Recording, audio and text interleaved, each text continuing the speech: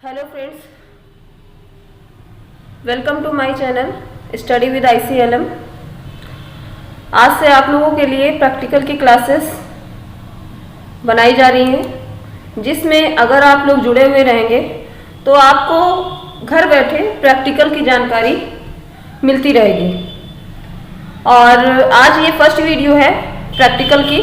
जैसे बहुत सारे लोग होते हैं तो उनको प्रैक्टिकल, वो अगर कंप्यूटर सीख भी रहे होते हैं तो उनको प्रैक्टिकल तब तक याद रहता है जब तक वो कंप्यूटर पर बैठते हैं या फिर कंप्यूटर पर प्रैक्टिस करते रहते हैं।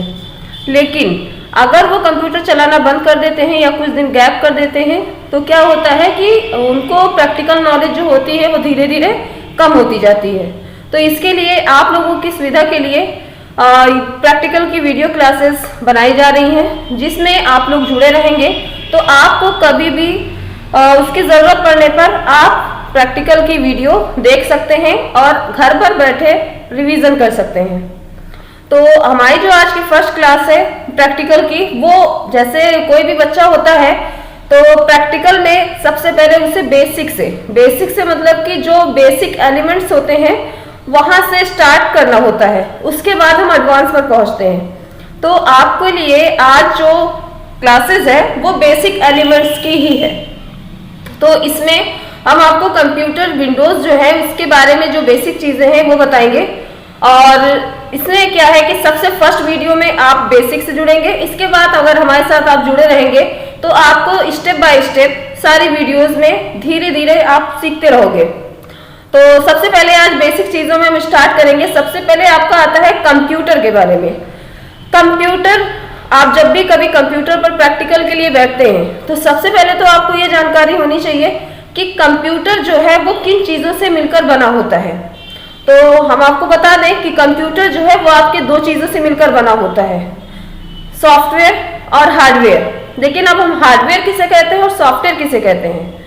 हार्डवेयर कंप्यूटर का वो हिस्सा होता है जिससे हम फिजिकल तरीके से छू सकते हैं, महसूस कर सकते हैं, वो आपका हार्डवेयर होता है। अब अगर आपको पहले से ये पता है कि हम हार्डवेयर किसे कहते हैं तो आप बहुत ही आसानी से जान जाएंगे कि हार्डवेयर होता क्या है। तो जैसे मैंने बताया है कि फिजिकल तरीके से जिसे हम छू सकते हैं, महसूस कर सकते हैं, वो आपका कंप्यूटर का हिस्सा हार्डवेयर होता है। जैसे आपका CPU, keyboard, mouse, monitor, printer, ये सारी चीजें क्या है, इनको आप फिजिकल तरीके से छू सकते हैं, ये आपका हार्डवेयर होता है। दूसरी चीज आती है कंप्यूटर सॉफ्टवेयर के बारे में। तो कंप्यूटर सॉफ्टवेयर की जब हम लोग डिटेल में बात करेंगे तो कंप्यूटर सॉफ्टवेयर आपके दो तरह के होते हैं, एक होता है सिस्टम सॉफ्टवेयर, एक होता है एप्लीकेशन सॉफ्टवेयर। तो यहाँ पे अभी जो हम बेसिक एलिमेंट्स की बात करेंगे वो हम बात करेंगे सिस्टम सॉफ्टवेयर के बारे में। अब सिस्टम सॉफ्टवेयर में आपके क्या है, जैसे विंडोज आपका जो होता है वो सिस्टम सॉफ्टवेयर में जाता है। तो आपका जो ये कंप्यूटर है इसमें जो विंडो है, जैसे कि जब हम लोग हार्डवेयर खरीदते हैं और उसमें हमें विंडो डलवाना होता है, तो विंडो का काम क्या होता है, आपके कंप्यूटर को चलाना। मतलब कंप्यूटर एक हिसाब से समझ लीजिए कि आपका हार्डवेयर है, उसमें जान डालने का काम विंडो करता है, तभी आपका कंप्यूटर जो है वो चलता है। तो आपका जो कंप्यूटर विंडोज ऑपरेटिंग सिस्टम होता है वो भी एक प्रकार का सॉफ्टवेयर होता है जो कि कंप्यूटर को चलाने में मदद करता है। और एप्लीकेशन सॉफ्टवेयर जो होते हैं वो सिस्टम सॉफ्टवेयर पे डिपेंडेंट होते हैं, क्योंकि जब सिस्टम सॉफ्टवेयर आपका पढ़ जाता है उसके बाद ही एप्लीकेशन सॉफ्टवेयर आपके पढ़ सकते हैं। तो अभी हम लोग विंडोज ऑपरेटिंग सिस्टम के बेसिक एलिमेंट्स के बारे में बात करेंगे। जैसे आपको पता होगा कि जब भी हम लोग कंप्यूटर ऑन करते हैं तो हमें कुछ इस तरह से स्क्रीन दिखाई देती है। अब इसमें क्या होता है, सबसे पहले तो आपका जो माउस का कंट्रोलर होता है ये आपको स्क्रीन पे दिख रहा होगा एरो के टाइप, जिसको आप लोग जनरल लैंग्वेज में एरो बोलते हैं, लेकिन इसको कंप्यूटर लैंग्वेज में कर्सर बोलते हैं। और आपको कोई भी ऑप्शन सेलेक्ट करना होता है तो आपकी कंट्रोलिंग माउस से होती है, और आपको जिस भी कमांड को या किसी फोल्डर को, किसी चीज को ओपन करना होता है तो कर्सर हम उस पर रखकर और माउस से लेफ्ट बटन प्रेस करते हैं तो आपका वो ऑप्शन खुल के आ जाता है। तो अभी आपको करना क्या है, जैसे मान लीजिए आप लोग कंप्यूटर पर बैठे हैं, कंप्यूटर पर आप सबसे पहले फर्स्ट टाइम बैठेंगे तो क्या करेंगे, सबसे पहले कंप्यूटर को रिफ्रेश करेंगे। तो रिफ्रेश करने के लिए आपके माउस में 3 बटन होते हैं, लेफ्ट, राइट एंड स्क्रॉल। तो आपको करना क्या है, जो कर्सर है वो आपको ब्लैंक स्क्रीन जो दिख रही है वहां पर रखना है, ना कि आपको इधर फोल्डर में जाना है या किसी अदर ऑप्शन में आना है। क्योंकि अगर आपको पहले से कंप्यूटर की नॉलेज नहीं होगी तो आप इधर उधर जाएंगे तो आपको कुछ समझ में नहीं आएगा कि आपको इसमें करना क्या है। तो आपको करना क्या है, कर्सर को जो ब्लैंक स्क्रीन दिख रही है उसी एरिया में रखना है। इसके बाद आपको माउस से राइट क्लिक करना है। जैसे ही आप राइट क्लिक करेंगे आपके सामने एक ऑप्शन खुलेगा जिसमें आपको करना क्या है, रिफ्रेश करना है। तो रिफ्रेश करने के लिए रिफ्रेश आपका जहां पर लिखा होगा आप अपना कर्सर उसी के ऊपर ले जाकर प्रेस करेंगे। प्रेस करने के लिए आपको लेफ्ट बटन दबाना होगा। लेफ्ट बटन से क्या होता है, कमांड दिया जाता है। तो हमें रिफ्रेश करना है तो लेफ्ट बटन प्रेस करेंगे, माउस से राइट क्लिक, रिफ्रेश, लेफ्ट। ये आपका माउस से कंप्यूटर रिफ्रेश होता है। अगर आपको कीबोर्ड से करना है, फिलहाल तो कीबोर्ड इसमें दिखा नहीं सकते हैं, लेकिन आपको कीबोर्ड के बारे में जानकारी जरूर दे रहे हैं कि जैसे ऑप्शन आपके माउस से खुलता है राइट क्लिक करने पे, उसी तरह से आपके कीबोर्ड में एक बटन होता है कर्सर बटन।